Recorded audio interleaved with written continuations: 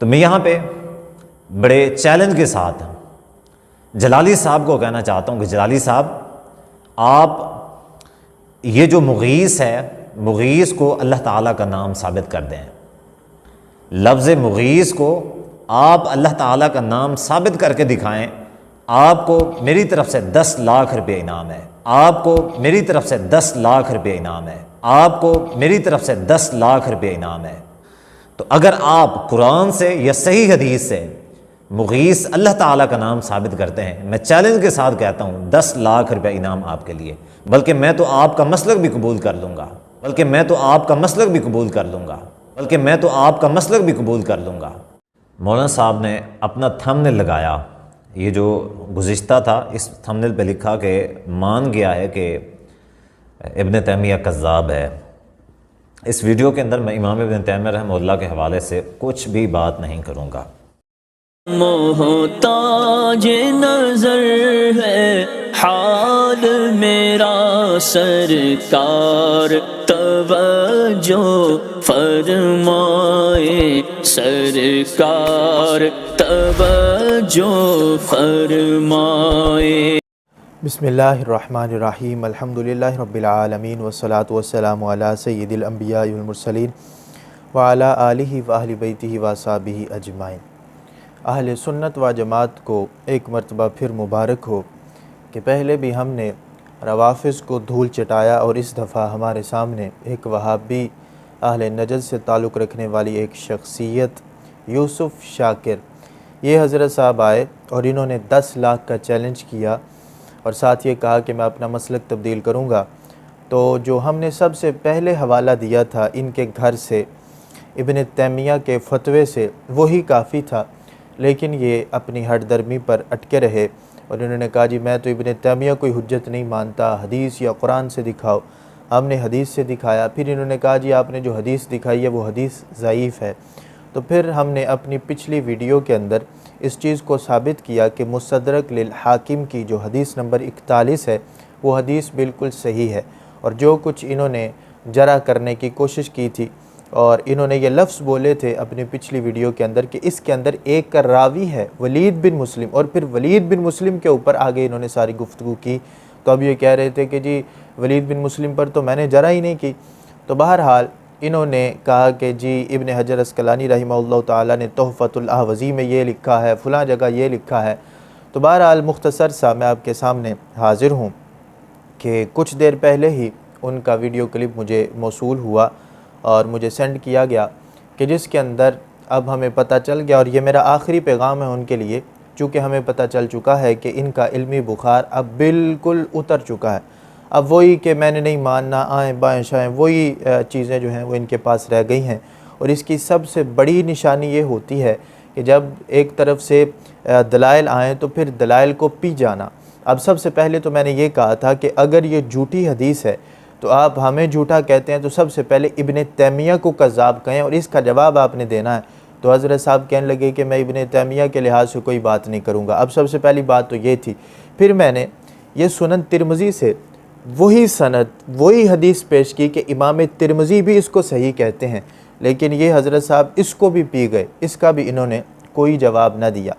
پھر یہ 5 سے 7 منٹ، 5 سے 6 منٹ، یہ کافی ٹائم جو ہے وہ اپنی ویڈیو کے اندر یہ سپینڈ کرتے رہے، ویسٹ کرتے رہے، صرف اس بات کے اندر کہ جی ولید بن مسلم جو راوی ہیں وہ ولید بن مسلم وہ مدلس ہیں، جبکہ ہم اس کا بھرپور جواب دے چکے۔ وہ ہم نے جواب دیا میزان الاعتدال سے کہ ولید بن مسلم پر جو آپ یہ جرح کرنے کی کوشش کر رہے ہیں کہ وہ مدلس ہیں، تو یہ آپ نے جو 5-7 منٹ لگا دیے، کیوں لگائے؟ حالانکہ یہ میزان الاعتدال سے ہم پیش کر چکے، اور تہذیب التہذیب ابن حجر عسقلانی رحمہ اللہ تعالیٰ یا دوسری کتابیں اٹھائیں تو یہ چیز انہوں نے بھی بیان کی ہے، اور امام ذہبی علیہ رحمہ بھی اس چیز کو لکھتے ہیں۔ آپ لکھتے ہیں قلت اذا قال الولید عن ابن جریح او عن الاوزاعی، کہ جب جو ہے وہ ولید بن مسلم یہ ابن جریح یا اوزاعی سے روایت کریں تو پھر یہ تدلیس کر رہے ہوتے ہیں، اپنے استاد کو چھوڑ جاتے ہیں اور اوزاعی سے روایت کرتے ہیں، فلیس بمعتمد، تو یہ کوئی جو ہے ان کی جو حدیث ہوگی پھر اس پر اعتماد نہیں کیا جائے گا۔ کیوں؟ وجہ یہ ہے کہ یہ کذابوں سے تدلیس کرتے ہیں، جیسے ابھی سفر وغیرہ کا انہوں نے بھی نام لیا، تو آگے کہتے ہیں فَإِذَا قَالَ حَدَّثَنَا فَهُوَ حُجَّةٌ. اب اس کا انہوں نے تذکرہ ہی نہیں کیا، جو میں نے یہ پیش کیا تھا، یہ دلیل پیش کی، امام ترمذی سے صحت پیش کی، بالکل تذکرہ نہیں کیا. میں نے میزان الاعتدال سے یہ پیش کیا کہ جب حدثنا کے ساتھ یہ روایت کریں تو فَهُوَ حُجَّةٌ، تو ان کی حدیث سے دلیل پکڑی جائے گی، وہ حجت ہوگی. اس کا بھی انہوں نے کوئی تذکرہ نہیں کیا اپنی جو ہے وہ گفتگو کے اندر. یہ مستدرک علی الصحیحین ہے. میں نے ان کو دکھائی کہ جب حدثنا کے ساتھ روایت کر رہے ہوں تو ان کی روایت کو صحیح مانا جائے گا. تو حدیث نمبر 41 کے اندر صفحہ نمبر 240 پر جو ہے وہ واضح طور پہ لکھا ہے کہ حدثنا الولید بن مسلم حدثنا شعیب بن ابی حمزہ، کہ انہوں نے وہ جو کذابوں سے جو روایت کرتے ہیں وہ نہیں کیا، بلکہ اپنے ہی استاد شعیب بن ابی حمزہ سے اس کو روایت کیا اور حدثنا سے روایت کیا.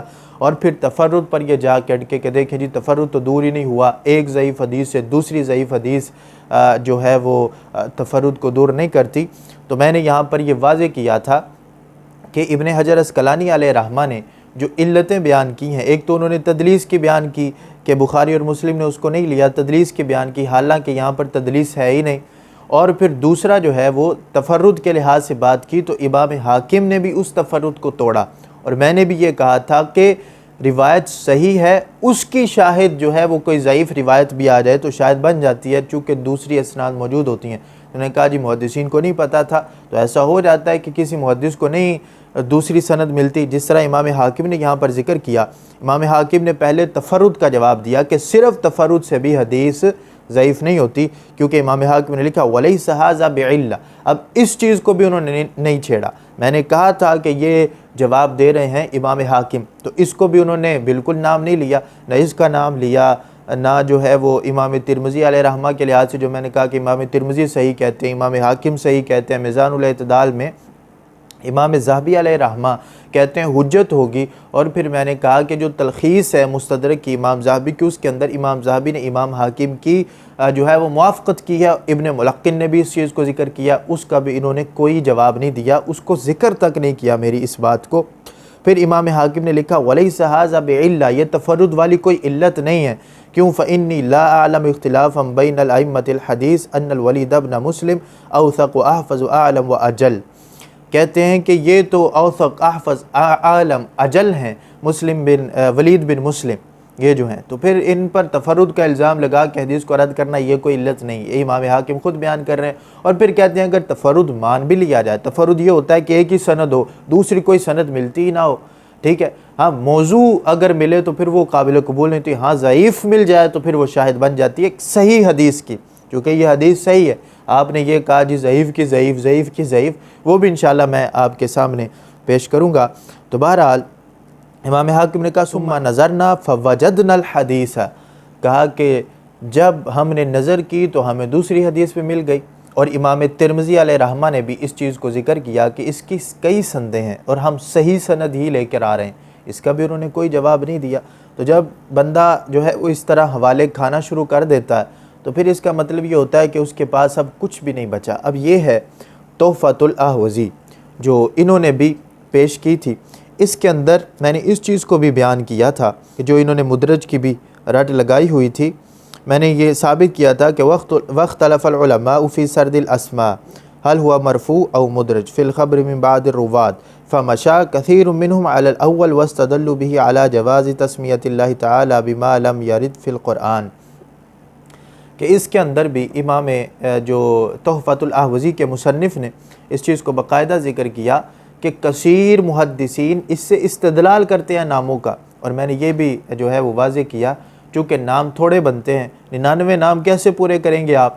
اب یہ ابن ملقن وغیرہ کی یہ ساری شروحات پڑھتے، میں کیا جو ہے وہ 1.5-2 گھنٹے لگاتا اس بات پر کہ وہ ساری شروحات میں پیش کرتا. پھر آدم علیہ نبی جی علیہ السلام کے بیٹے کا نام جامع الآثار فی مولد النبی المختار کے اندر پہلی جلد کے اندر جو ہے ناصر الدین دمشقی علیہ رحمہ نے ذکر کیا ہے باقاعدہ ان کا نام، اور جو ہے وہ عبد المغیث نام ذکر کیا. تو پھر وہ بھی مشرک ہو جائیں گے. عبد المغیث وہ عبد کیوں ذکر کر رہے ہیں مغیث کے ساتھ، وہ ان کا بھی مشرک ہونا. اور پھر کئی راوی ہیں جن کا نام عبد المغیث ہے، وہ بھی میں ایک ایک پیش کرتا. لیکن آگے کوئی عالم ہوتا اور کوئی بعض مباحثہ کا کوئی مزہ آ رہا ہوتا یا کوئی آگے سے دلائل آتے تو پھر میں گفتگو کرتا، اور گھنٹہ 1.5 گھنٹہ 2 گھنٹے کی بھی کرنی پڑتی تو میں اس پہ کرتا، کیونکہ ہمارے پاس دلائل موجود ہیں، اور میں ایک ایک چیز کو واضح کرتا، میں اشارتاً ان چیزوں کو ذکر کرتا گیا۔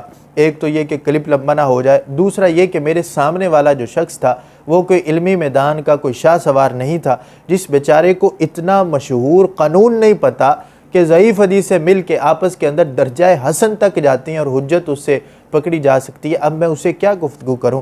تو اس وجہ سے میں کہہ رہا ہوں یہ ہم جو ہے وہ صرف حجت تمام کرنے کے لیے آئے ہیں۔ یہ چیز ثابت ہو گئی ہے کہ اب ان کے پاس کوئی چیز نہیں بچی، صرف یہ اپنی عزت بچانے کے لیے کہ جو میں نے کہا تھا جی میں اپنا مسلک تبدیل کروں گا، میں 10 لاکھ روپے انعام دوں گا، اب اس چیز کو بچانے کے لیے یہ سارے حوالے پی گئے اور 5-7 منٹ صرف اس پر گفتگو کرتے رہے۔ راوی مدلس ہے، فلاں نے لکھا مدلس، فلاں نے لکھا مدلس، فلاں نے لکھا مدلس، حالانکہ میں جواب دے چکا تھا کہ مدلس کی انواری روایت قابل قبول نہیں ہوتی، اور میں حد ثنا سے پیش کر رہا ہوں، لیکن انہوں نے ٹائم جو ہے وہ صرف سپینڈ کیا، اپنا کلپ جو ہے تھوڑا سا بڑا ہو جائے، تو اس وجہ سے باقی ابن تیمیہ کے لحاظ سے کوئی جواب نہیں دیا۔ میں نے کہا اگر میں یہی حدیث پیش کروں تو مجھے آپ کہیں گے جھوٹا ہے، جھوٹی حدیث پیش کی، لیکن ابن تیمیہ پیش وہی حدیث کرے اور ابن تیمیہ باقاعدہ ذکر کرے وجاء ذکر المغیث فی حدیث ابی ہریرہ، اور کسی اور چیز کے اندر نہیں، اپنے فتوے کے اندر ذکر کرے، تو میں نے کہا مانو کہ ابن تیمیہ کذاب ہے، مانو کہ پھر جو ہے ابن تیمیہ ڈرامے بازیاں کرتا رہا، لوگوں کے ساتھ جھوٹے فتوے ان کو دیتا رہا ہے، لیکن یہ حضرت صاحب جو ہیں وہ کسی چیز پر نہیں آئے اور ساری چیزوں کو پی گئے۔ تو یہ واضح اس چیز کی دلیل ہے کہ یہ بالکل ان کی ہمارے سامنے اب کوئی حیثیت نہیں رہی سوائے ایچ پیچ کے کہ ادھر ادھر کی باتوں کے۔ اللہ تبارک و تعالی ہم سب کا حامی و ناصر ہو۔ اہل سنت و جماعت کو میں ایک مرتبہ پھر مبارکباد پیش کرتا ہوں کہ جہاں ہم نے روافظ کو ناک کو چنے چبوائے، اب یہاں پر ایک جو ہے وہ خارجی کو بھی ہم نے ناک کو چنے چبوائے۔ اللہ تبارک و تعالی ہم سب کا حامی و ناصر ہو، اور اسی طرح اللہ کے فضل اور توفیق سے ہم اہل سنت و جماعت کی حقانیت کو اجاگر کرتے رہیں گے۔ وآخر دعوایا ان الحمدللہ رب العالمین۔